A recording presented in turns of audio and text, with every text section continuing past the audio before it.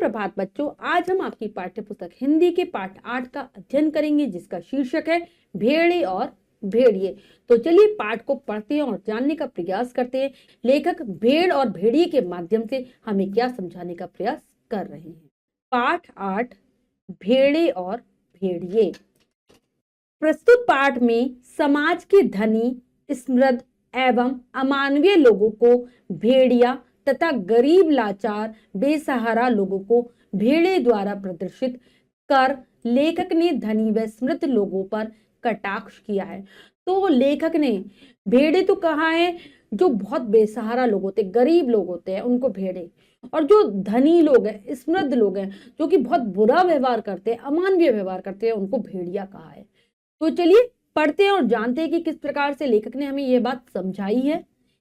एक बार एक वन के पशुओं को ऐसा लगा कि वे सभ्यता के उस स्तर पर पहुंच गए हैं जहां उन्हें एक अच्छी शासन व्यवस्था अपना लेनी चाहिए, और एक मत से यह तय हो गया कि वन प्रदेश में प्रजातंत्र की स्थापना की जाए।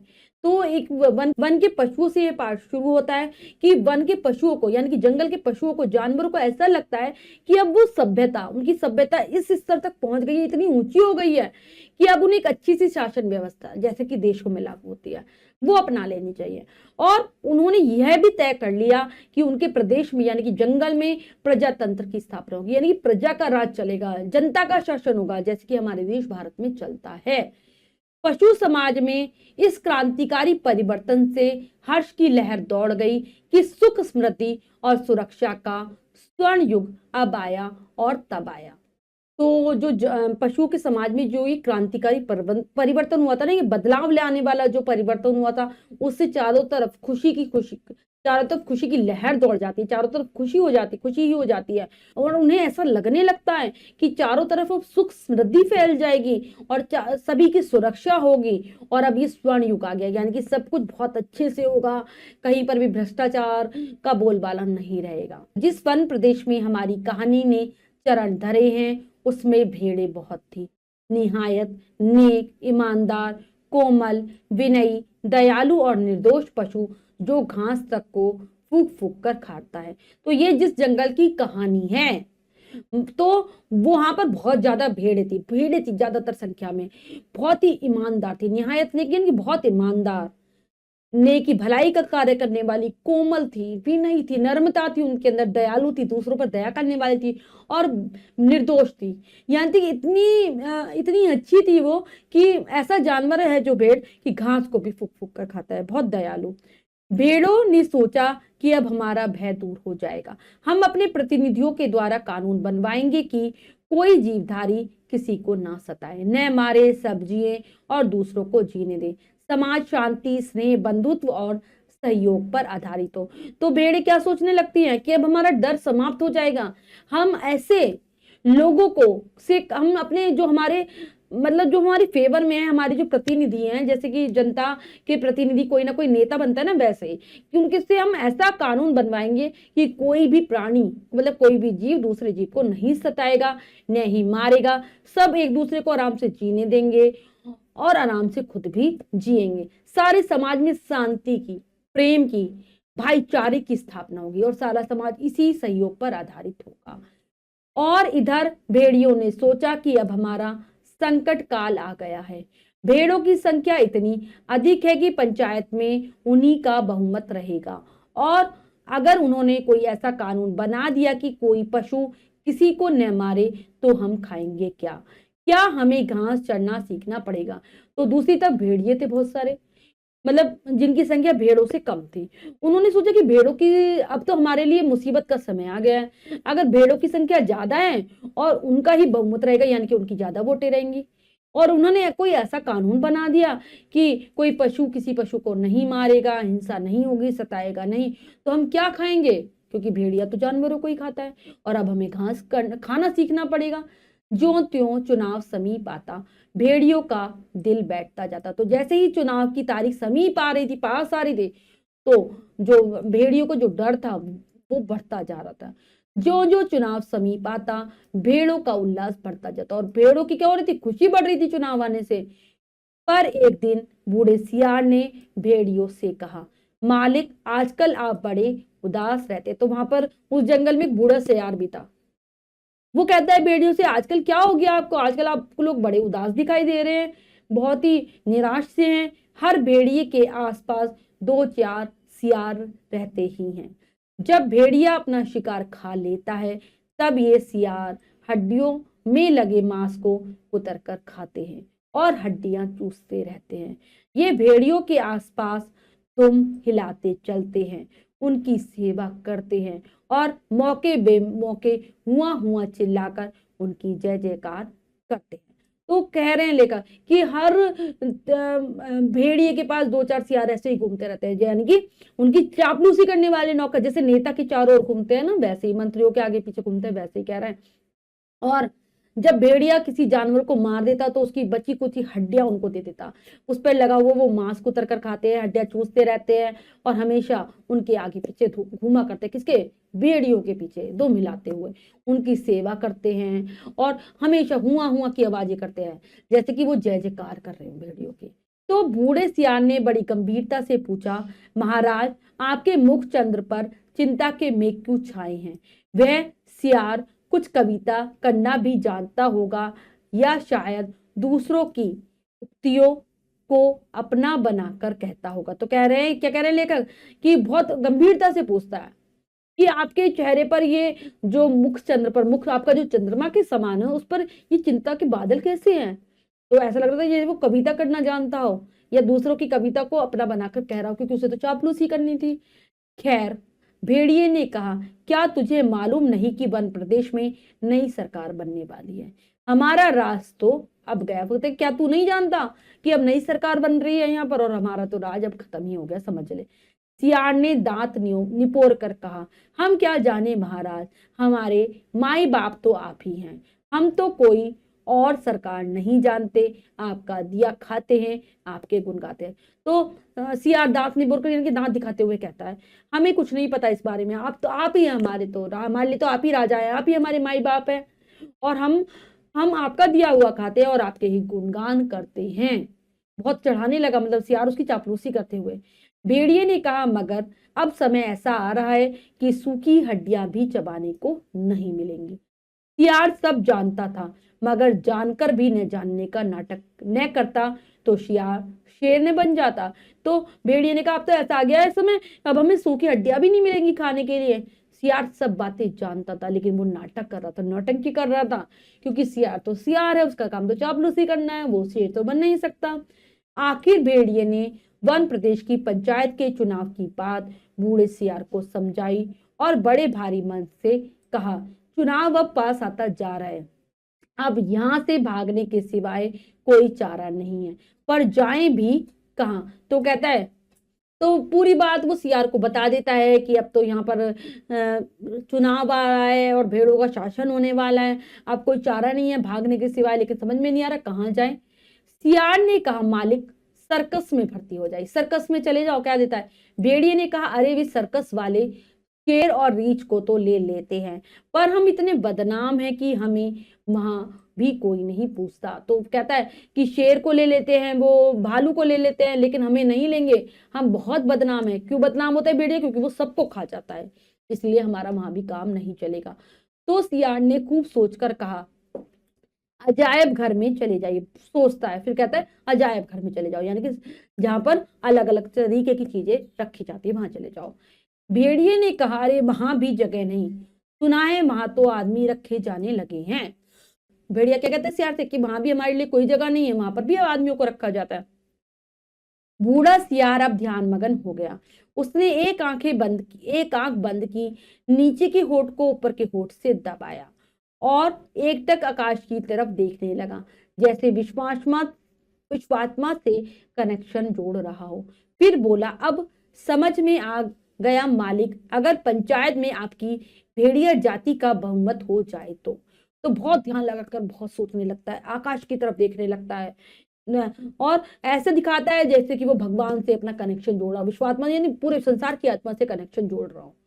और फिर कहता है, अगर ऐसा हो जाए कि पंचायत में जो पंचायत होगी, जो चुनाव होगा, उसमें भेड़िया जाति को बहुमत मिल जाए, ज्यादा वोट मिल जाए। भेड़िया चिढ़कर बोला, कहाँ की आसमानी बातें करता है। अरे हमारी जाति कुल 10% है और भेड़े तथा अन्य छोटे पशु 90%। भला वे हमें काहे को चुनेंगे। अरे कहीं जिंदगी अपने आप को मौत के हाथों सौंप सकती है, मगर हाँ ऐसा हो सकता तो क्या बात थी। तो बहुत चिढ़ जाता है उसकी बातों से, सियार की बातों से। तुम क्या कह रहे हो कि हम तो केवल 10% है, मतलब 10% ही है, और वो इतने सारे 90% है भेड़े और अन्य जानवर, तो वहां हमें क्यों चुनेंगे। कहीं ऐसा होता है कि मौत को खुद अपने हाथों से चुना जाए, अपनी जिंदगी मौत को सौंप दी जाए। यानी कि अगर भेड़िया बन गए तो वो तो छोटे जीवों को खा जाएगा, लेकिन अगर ऐसा हो जाए तो क्या ही बात हो।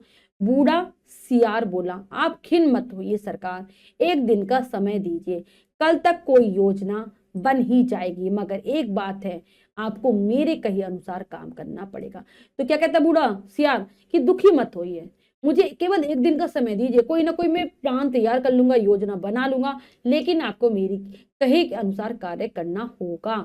मुसीबत में फंसे भेड़िए ने आखिर बूढ़े सियार को गुरु माना और आज्ञा पालन की शपथ ली। तो वो अपने क्योंकि अब उसके पास कोई चारा ही नहीं था भेड़िए के पास, वो सियार को ही अपना गुरु मान लेता है और सो कह देता है कि जो तुम कहोगे मैं वही करूंगा। दूसरे दिन बूढ़ा सियार अपने 3 सियारों को लेकर आया। उनमें से एक को पीले रंग में रंग दिया तथा दूसरे को नीले रंग में और तीसरे को हरे रंग में। अपने साथ 3 सियारों को लाता है, एक को हरे रंग में, एक को पीले रंग में और एक को नीले रंग में रंग देता है। भेड़िए ने उसकी ओर देखा, पूछा, अरे ये कौन है। वो कहता है कि ये कौन है तीनों। बूढ़े सियार ने उत्तर दिया, ये भी सियार हैं सरकार, मगर रंगी सियार हैं, आपकी सेवा करेंगे, आपके चुनाव का प्रचार करेंगे। कहते हैं ये भी सियार हैं, लेकिन ये इनको रंग दिया है और ये आपकी सेवा में ही आए हैं, आपके चुनाव का प्रचार प्रसार करेंगे। भेड़िए ने शंका व्यक्त की, मगर इनकी बात मानेगा कौन, ये तो वैसे ही छल कपट के लिए बदनाम है। क्या कहता है वो, भेड़िए को मतलब संदेशा होने लगता है। वो कहता है इनकी कौन बात मानेगा, ये तो वैसे ही छल कपट के मामले में आगे रहते हैं, बदनाम है ये भी हमारी तरह ही। बूढ़े सियार ने भेड़िए का हाथ चूमकर कहा, बड़े भोले हैं आप सरकार। अरे मालिक, रूप रंग बदल लेने से तो सुना है आदमी तक बदल जाते हैं, फिर तो ये सियार है। तो बूढ़ा सियार क्या कहता है, भेड़िए को समझाता है कि आप तो बहुत भोले, कुछ नहीं समझते। अरे रंग रूप बदल के तो आदमी भी बदल जाते हैं, तो ये तो सियार है। और बूढ़े सियार ने भेड़िए का रूप भी बदला, मस्तक पर तिलक लगाया, गले में कंठी पहनाई और मुंह में घास के तिनके खोस दिए। बोला, अब आप पूरे संत हो गए हैं, अब भेड़ों की सभा में चलते हैं।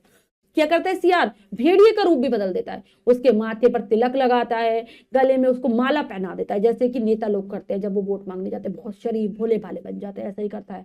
उसके मुंह में घास के तिनके घुसा देता है और कहता है अब आप संत की तरह हो गए, संत महात्मा हो गए, अब चलो भेड़ों की सभा में चलते हैं। एक तरीके से ये वन की जो सभा है ना, उसके माध्यम से जो आजकल हमारे समाज में हो रहा है, जो लोग नेता लोग करते हैं चुनाव प्रसार में वोट पाने के लिए जो जो करते हैं, वही इस पाठ के माध्यम से लेखक हमें बता रहे हैं।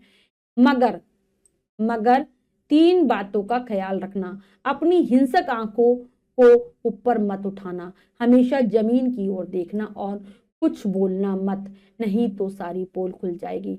वहां बहुत सी भेड़ें आएंगी, सुंदर मुलायम मुलायम, कहीं किसी को तोड़ मत खाना। तो कहता है कि वहां पर 3 बातों का आपको ध्यान रखना है। एक तो अपनी हिंसक यानी कि हिंसा वाली जो आंखें, लोगों को मारने वाली जो आंखें, इनको ऊपर मत उठाना, नीचे जमीन की तरफ देखना, वरना सारी पोल खुल जाएगी। बहुत सारी भेड़ें होंगी, सुंदर सुंदर मुलायम मुलायम, किसी को भी मारना मत और मारकर खाना मत।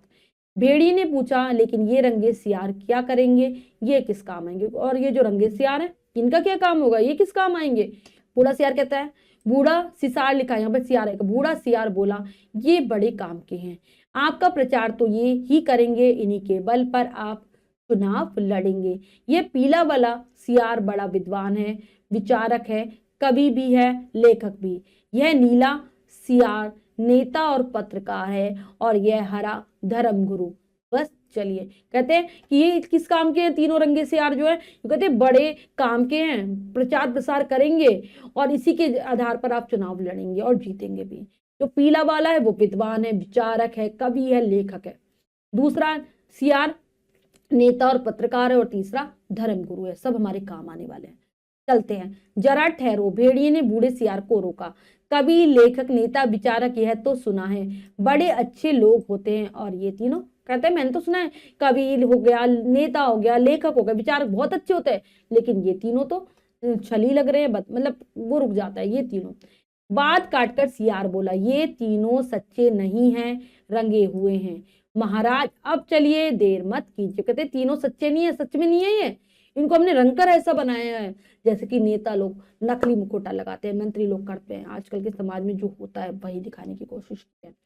और वे चल पड़े, आगे आगे बूढ़ा सियार था, उसके पीछे रंगे सियार के बीच भेड़िया चल रहा था। मस्तक पर तिलक, गले में कंठी, मुख में घास के तिनके, धीरे धीरे चल रहा था, अत्यंत गंभीरता पूर्वक, सिर झुकाए विनय की मूर्ति। और फिर चल जाते हैं।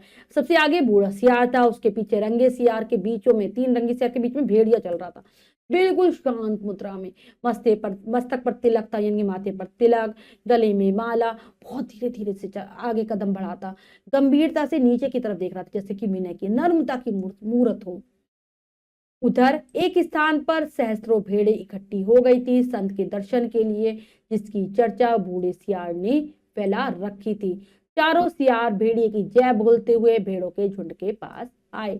तो बहुत सारी, हजारों की संख्या में भेड़े, सहस्त्रों यानी कि हजारों की संख्या में एक जगह पर भेड़े थी, क्योंकि संत आ रहे थे, संत बना दिया था भेड़िए को, और बूढ़े सियार ने उनका बहुत प्रचार प्रसार किया था। चारों सियार उस भेड़िए की जय जयकार कर रहे थे और भेड़ों के झुंड के पास आते हैं। बूढ़े सियार ने एक बार जोर से संत भेड़िए की जय बोली। भेड़ों में पहले से ही जहां तहां बैठे सियारों ने भी जय ध्वनि की। बूढ़ा सियार भेड़ी की जय जयकार करता है संत के नाम से, और भेड़ियों के बीच में भी बहुत सारे सियार बैठे हुए थे, वो भी जय जयकार करने लगते हैं। भेड़ों ने देखा तो वे बोली, अरे भागो, यह तो भेड़िया। भेड़े जब देखती है कहती है, अरे ये तो भेड़िया, यहाँ से भागो, मार देगा हमें। तुरंत बूढ़े सियार ने उन्हें रोककर कहा, भाइयों और बहनों, अब भय मत खाओ, भेड़िया राजा संत हो गए हैं, उन्होंने हिंसा बिल्कुल छोड़ दी है, उनका हृदय परिवर्तन हो गया है। वे आज 7 दिनों से घास खा रहे हैं, रात दिन भगवान के भजन और परोपकार में लगे रहते हैं। तो क्या कहते हैं, बूढ़े सियार उन्हें रोक लेता है और कहता है कि अरे रुक जाओ भाइयों और बहनों, रुक जाओ, अब डरो मत। ये जो भेड़िए थे वो संत बन गए हैं, बिल्कुल हिंसा करना छोड़ दिया, किसी को मारना सताना सब छोड़ दिया है, इनका हृदय बदल गया है। आज से वे आज 7 दिनों से लगातार घास खा रहे हैं और भगवान का भजन करते हैं, दूसरों की भलाई में लगे रहते हैं। उन्होंने अपना जीवन जीव मात्र की सेवा में अर्पित कर दिया है। अब वे किसी का दिल नहीं दुखाते, किसी का रोम तक नहीं छूते। भेड़ों से उन्हें विशेष प्रेम है। इस जाति ने कष्ट सहे हैं और उनकी याद करके कभी कभी भेड़िया संत की आंखों में क्या हो जाते हैं, आंखों में आंसू आ जाते हैं। तो क्या कहते हैं कि इन्होंने पूरा अपना जीवन प्राणी मात्र की सेवा के लिए अर्पित कर दिया, मतलब लोगों की सेवा करेंगे। अब ये किसी का दिल भी नहीं दुखाते, किसी को छूते तक नहीं है, और भेड़ों से इन्हें बहुत प्यार है, क्योंकि इस जाति ने बहुत सारे कष्टों को सहा है, और ये उनके कष्टों को याद करके, उनकी परेशानियों को याद करके ये जो भेड़िया संत है, इनकी आंखों में आंसू आ जाते हैं। उनकी अपनी भेड़िया जाति ने जो अत्याचार आप पर किए हैं, उनके कारण भेड़िया संत का माथा लज्जा से झुका है, तो झुका हुआ है, परंतु अब वे शेष जीवन आपकी सेवा में लगाकर तमाम पापों का प्रायश्चित करेंगे। क्योंकि उनकी आंखों में क्यों आंसू आ जाते हैं, क्योंकि उनकी ही जाति ने आप पर बहुत अत्याचार करे और इसके लिए शर्मिंदा हैं। इन्होंने अपना सिर झुका रखा है। अब इन्होंने कहा है कि आपकी सेवा करेंगे और अपने पापों का प्रायश्चित करेंगे। आज सवेरे की बात है, एक मासूम भेड़ के बच्चे के पांव में कांटा लग गया, तो भेड़िया संत ने उसे अपने दांतों से निकाला, दांतों से। पर जब बेचारा कष्ट से चल बसा, तो भेड़िया संत ने सम्मान पूर्वक उसकी अंत्येष्टि क्रिया की। तो कहते हैं उसके पैर में कांटा लग गया था, छोटा सा भेड़ का बच्चा था, मासूम सा, और अपने दांतों से उसका कांटा निकाला, लेकिन फिर भी वह कष्ट से मर गया। और उन्हें सम्मान पूर्वक फिर क्या करा, उसका अंतिम संस्कार किया इन्होंने। उनके घर के पास जो हड्डियों का ढेर लगा है, उसके दान की घोषणा उन्होंने आज ही सवेरे कर दी थी। और क्या कहता है, इनके घर के पास भी हड्डियों का बहुत सारा ढेर लग गया है, उसका भी इन्होंने दान देने की घोषणा कर दी है सुबह ही। अब तो सर्वस्व त्याग चुके हैं, अब आप उनसे भय मत खाएं, उन्हें अपना भाई समझे, बोलो मिलकर संत भेड़िया की जय। कहते हैं अपना सब कुछ सर्वस्व मतलब सब कुछ त्याग चुके हैं, सब कुछ अर्पित कर दिया है, अब आप उससे डरो मत, इनको अपना भाई समझो और सब भेड़िया महाराज की जय बोलो। भेड़िया संत अब तक गर्दन झुकाए शालीनता की मूर्ति बने बैठे थे। बीच बीच में कभी सामने की ओर इकट्ठी भेड़ों को देख लेते और टपकती हुई लार को गटक जाते। बिल्कुल सिर झुकाए हुए बैठा था संत बनकर भेड़िया, बिल्कुल शालीन, जैसे बहुत अच्छा हो। कभी कभी उसकी नजर पड़ जाती सामने की भेड़ों पर तो ऐसा लगता कि वो अपनी लार को टपकाने वाला है और उसको अंदर ही ले लेता। बूढ़ा सियार फिर बोला, भाइयों और बहनों, मैं भेड़िया संत से उनके अपने मुखारविंद से आपको प्रेम और दया का संदेश देने की प्रार्थना करता, पर प्रेमवश उनका हृदय भर आया।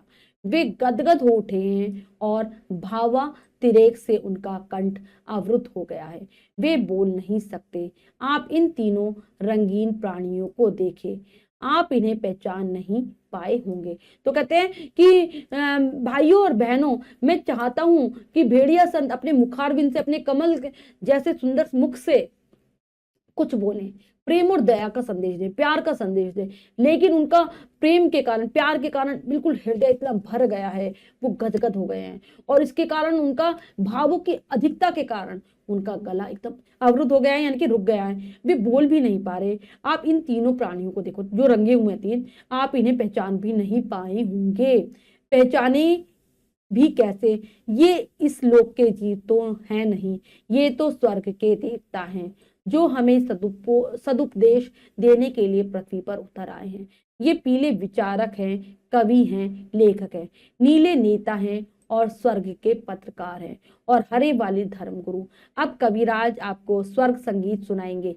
हाँ कवि जी। तो कहते हैं आप इन तीनों प्राणी को पहचान ही नहीं पाएंगे क्योंकि ये तो स्वर्ग के देवता हैं और यहाँ पर सदुपदेश, अच्छे उपदेश देने के लिए पृथ्वी पर आए हैं। पीले वाले विचारक कवि लेखक हैं, नीले वाले स्वर्ग के पत्रकार हैं और नेता हैं और तीसरे वाले हरे वाले जो है गुरु हैं। अब जो कविराज हैं आपको स्वर्ग का संगीत सुनाएंगे। ठीक है, कवि जी फिर वो कहता है, पीले सियार को हुआ हुआ के सिवा कुछ और तो आता ही नहीं था, हुआ हुआ चिल्ला दिया। शेष सियार भी हुआ हुआ बोल पड़े। बूढ़े सियार ने आंख के इशारे से शेष सियारों को मना किया और चतुराई से बात को यूं कहकर संभाला। तो पीला सियार, उसको तो कुछ आता ही नहीं था हुआ हुआ करने के अलावा, तो हुआ हुआ करके चिल्लाने लगा और दूसरे सियार भी हुआ हुआ करने लगे। तो बूढ़ा सियार इशारे से सबको मना कर देता है और बात को संभालने लगता है।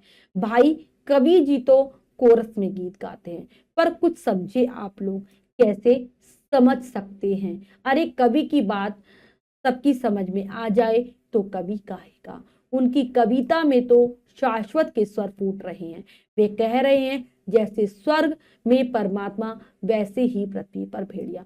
तो क्या कहता है वो संभालते हुए कि कोरस में यानी कि समूह में गीत गाते हैं, इसलिए आपको कुछ समझ में नहीं आ रहा क्योंकि कवि की बात तो कवि ही समझ सकता है। अगर हर कोई समझ ले तो वो कवि किस बात का। और इसमें शाश्वत यानी कि जो सर्व शक्तिमान है उसके स्वर निकल रहे हैं और कह रहे हैं कि जैसे स्वर्ग में परमात्मा है, भगवान है, ऐसे ही पृथ्वी पर भेड़िया है। हे भेड़िया जी महान, आप सर्वत्र विद्यमान हैं, सर्व शक्तिमान है। क्या कह रहे हैं कि भेड़िया जी आप बहुत महान हो, चारों तरफ विद्यमान हो और सबसे ज्यादा शक्तिशाली हो। प्रातः सूर्य की किरणें आपके मस्तक पर तिलक करती हैं, सांझ की उषा आपका मुख चूमती है, पवन आप पर पंखा करती है और रात्रि को आपकी ही ज्योति लक्ष लक्ष खंड होकर आकाश में तारे बनकर चमकती है। हे महाराज, आपके चरणों में इस शूद्र का प्रणाम। क्या कह रहे हैं कि चारों तरफ विद्यमान है, सब शक्तिमान है, जैसे भगवान होता है वैसे। और सूर्य जब निकलता है तो जो उसकी किरणें हैं आपके मस्तक पर क्या करती है, माथे पर तिलक लगाती हैं। शाम के समय जो उषा है, जब सूरज छिपता है, जो रोशनी फैलती है वो आपके मुख को चूमती है, पवन आप पर पंखा करता है और रात्रि आपकी जो रात्रि को क्या होता है, जो आप में से ज्योति निकलती है ना, प्रकाश निकलता है, वो ही खंड खंड लाखों टुकड़ों में विभाजित हो जाता है और आकाश में तारे बनकर चमकता है। आपके चरणों में यानी कि आपके पैरों में इस छोटे शुद्ध मतलब छोटे से सियार का प्रणाम स्वीकार करो, आप प्रणाम है। फिर नीले रंग के सियार ने कहा, निर्बलों की रक्षा बलवान ही कर सकते हैं, भेड़ें कोमल हैं, निर्बल हैं, अपनी रक्षा नहीं कर सकती। भेड़िए बलवान हैं, इसलिए अपने हितों को उनके हाथों में छोड़ निश्चित हो जाओ, वे भी तुम्हारे भाई ही हैं, आप एक ही जाति के हो। तो कहते हैं, फिर नीले रंग का जो से आता है वो कहता है, जो कि कमजोर है उनकी रक्षा बलवान कर सकता है, मतलब शक्तिशाली ही कर सकता है। भेड़ें बहुत कोमल होती हैं, निर्बल है, कमजोर है, वो अपनी रक्षा खुद नहीं कर सकती। और जबकि भेड़िए क्या है, बलवान है, शक्तिशाली है। इसीलिए अपने हितों को, अपनी भलाई को उनके हाथों में दे दो, वो तुम्हारी भाई ही है। अब उन आपकी ही जाति के, एक जाति के हो तुम दोनों।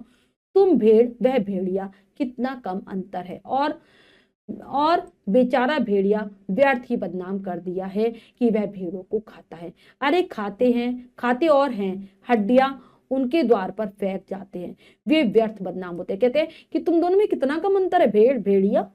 और भेड़ी को तो बेकार में ही बदनाम कर रखा है। दूसरे लोग, जानवर हड्डियों को खाते, मतलब दूसरे जानवर खाते हैं और हड्डियां भेड़ी के द्वार पर फेंक देते हैं और उन्हें बदनाम करते हैं। तुम लोग तो पंचायत में बोल भी नहीं पाओगे। भेड़िए बलवान होते हैं, यदि तुम पर कोई अन्याय होगा तो संत भेड़िया डटकर लड़ेंगे। इसलिए अपने हितों की रक्षा के लिए भेड़ियों को चुनकर पंचायत में भेजो। बोलो संत भेड़िया की जय। कि तुम तो पंचायत में अगर बोलने को कहा ना तो तुम बोल भी नहीं पाओगे। अगर तुम्हारे ऊपर कोई अत्याचार करता है तो भेड़िया लड़ेगा तुम्हारी तरफ से। और अपने हितों को, अपनी भलाई को भेड़ियों के हाथों में सौंप दो और भेड़ियों को ही चुनाव में जिताओ। और बोलो संत भेड़िया की जय। फिर हरे रंग के धर्म गुरु ने उपदेश दिया, जो यहाँ त्याग करेगा वह उस लोक में पाएगा, जो यहाँ दुख भोगेगा वह वहां सुख पाएगा, जो यहाँ राजा बनाएगा वह वहां राजा बनेगा, जो यहाँ वोट देगा वह वहां वोट पाएगा। इसलिए सब मिलकर भेड़िया संत को वोट दो। वे दानी हैं, परोपकारी हैं, संत हैं, मैं उनको प्रणाम करता हूँ। फिर हरे रंग वाला जो धर्मगुरु बना हुआ था ना सियार, वो देता है कि जो यहाँ पर त्याग करेगा वो भगवान के पास जाकर वही सब कुछ उसे वहां मिलेगा, जो यहाँ दुख भोगेगा उसे वहां पर सुख मिलेगा, जो यहाँ राजा बनाएगा वो वहां राजा बनेगा। ऐसा कहता है कि जो तुम यहाँ करोगे वैसा ही तुम्हें स्वर्ग में मिलेगा। तो सब मिलकर भेड़िया संत को वोट दो, क्योंकि वो बहुत दानी है, दूसरों की भलाई करने वाले हैं, संत हैं, और मैं उन्हें प्रणाम करता हूँ। यह एक भेड़िए की कथा नहीं है, यह सब भेड़ियों की कथा है। तो क्या कह रहे हैं अंत में लेकर, ये कोई एक भेड़िए की कहानी नहीं है, ये सारे भेड़ियों की कहानी है जो कि हमारे देश में बैठे सत्ता चला रहे, उन सबकी कहानी है ये।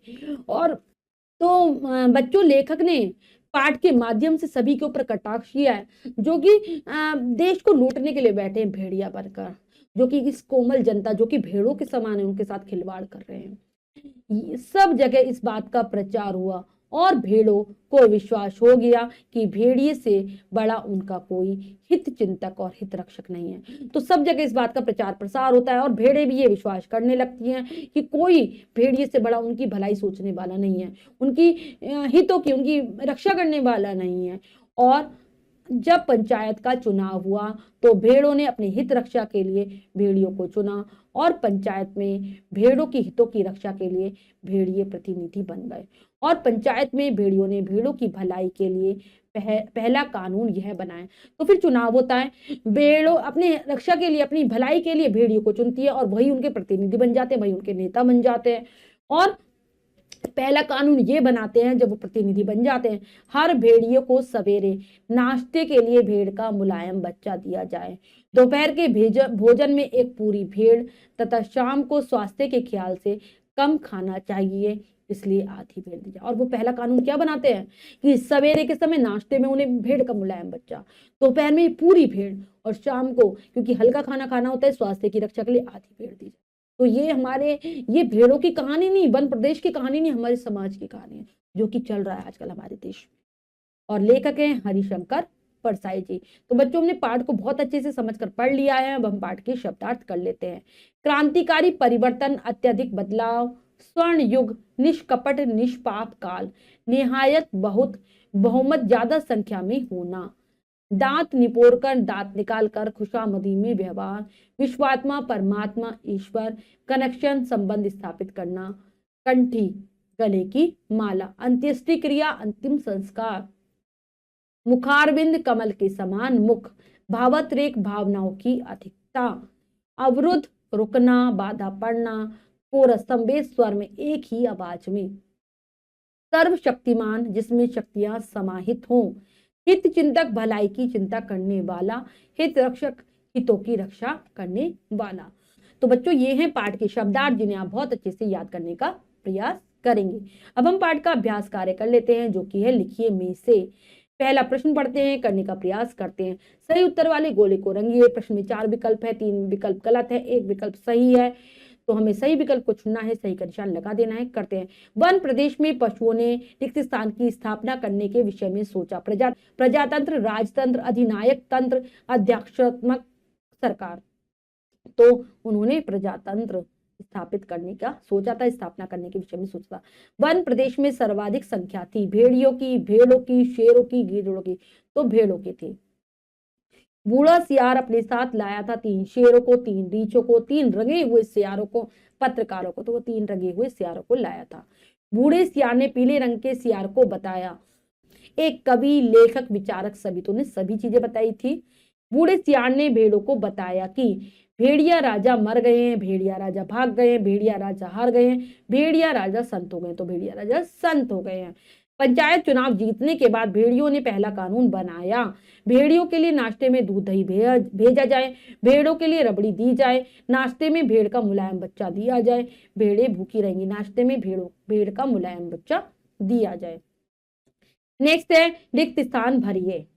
तो यहाँ पर हमें रिक्त स्थानों की पूर्ति करनी है, उचित शब्दों से करते हैं। तो पहला है भेड़ों ने सोचा कि अब हमारा भय दूर हो जाएगा। आपके क्या जाएगा, आपके मुख चंद्र पर चिंता के मेघ क्यों छाए हैं। हम तो कोई और सरकार नहीं जानते, आपका दिया खाते हैं, आपका गुण गाते हैं। उनका क्या हो गया है, हृदय परिवर्तन हो गया है। भाई कवि जी तो कोरस यानी कि एक स्वर में गीत गाते हैं। इसके बाद अगला है सत्य कथन पर सही तथा असत्य कथन पर गलत का निशान लगाइए। तो हमें सही गलत बताना है, करते हैं। वन प्रदेश में भेड़ियों का आतंक मचा हुआ था, बिल्कुल सही। पंचायत चुनाव होने के कारण भेड़िया राजा चिंतित था, बिल्कुल सही। पंचायत चुनाव की सबसे अधिक खुशी बूढ़े सियार को थी, नहीं उसे नहीं थी। वन में प्रत्येक सियार के पीछे 2-4 भेड़िए घूमते रहते हैं। तो क्या होता है, प्रत्येक सियार के पीछे नहीं, प्रत्येक भेड़िए के पीछे 2-4 सियार घूमते रहते हैं। चुनाव में भेड़ों ने भेड़ियों को वोट दिया, बिल्कुल सही। निम्नलिखित को सुमेल कीजिए। बच्चों यहाँ पर 2 कॉलम है, आ और बा, हमें मिलान करना है, करते हैं। बूढ़ा सियार क्या था, चापलूस। पीला सियार क्या था, पीला सियार कवि और विचारक। तो अब इसके बाद है सरकार का मुखिया भेड़िया महाराज। नीला सियार क्या था, वो था स्वर्ग का पत्रकार। और हरा सियार धर्म गुरु। ये हो गया हमारा कार्य पूरा। अब इसके बाद किसने किससे कहा, यहाँ पर कुछ वाक्य हमें बताना है, किसके द्वारा और किससे कहेगा ये वाक्य। मालिक सर्कस में भर्ती हो जाइए, तो ये कहा बूढ़े सियार ने भेड़िए से। क्या तुझे मालूम नहीं कि वन प्रदेश में नई सरकार बनने वाली है, तो ये कहा भेड़िए ने बूढ़े सियार से। मालिक आजकल आप बड़े उदास रहते हैं, ये कहा बूढ़े सियार ने भेड़िए से। भाइयों और बहनों अब भय मत खाओ, ये कहा बूढ़े सियार ने भेड़ों से। जो यहां त्याग करेगा वह उस लोक में पाएगा, तो ये कहा किसने कहा था, हरे सियार ने इससे कहा भेड़ों से। तो बच्चों ये कार्य हमने अच्छे से समझकर पूर्ण कर लिया है। इसके बाद जो भी कार्य है वो आपको स्वयं करना है सुंदर अक्षरों में अपनी अभ्यास पुस्तिका में। बच्चों आज हमने पाठ के माध्यम से जाना हमारे देश की शासन व्यवस्था के बारे में। पाठ को फिर से पढ़ेंगे और साथ ही साथ शब्द अर्थों को याद करने का प्रयास करेंगे। मिलते हैं अगली कक्षा में नए पाठ के साथ। तब तक के लिए स्वस्थ रहिए, प्रसन्न रहिए। धन्यवाद।